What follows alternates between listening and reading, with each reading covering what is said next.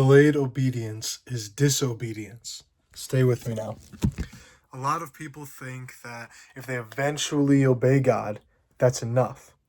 But the truth is, when God tells you to do something and we delay it on purpose, we're still choosing stuff over Him. We're still choosing to not carry out His will.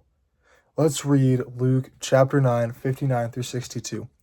He said to another man, "Follow me." But he replied, "Lord, first let me go and bury my father." Jesus said to him, "Let the dead bury their own dead, but you go and proclaim the kingdom of God." Still another said, "I will follow you, Lord, but first let me go back and say goodbye to my family." Jesus replied, "No one puts a hand on the plow and looks back is fit for service in the kingdom of God." Right? So Jesus doesn't say, "Follow me later." He says, "Follow me," as in follow me now. The people in the story weren't saying no to Jesus. They were saying, "Not yet." They were carrying out other will before Jesus. They were putting stuff above instead of dropping everything for God Himself.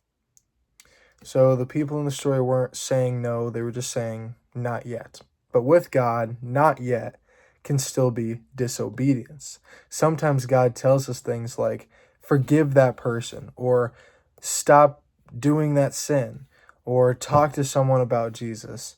And we just say, "God, I will," just later.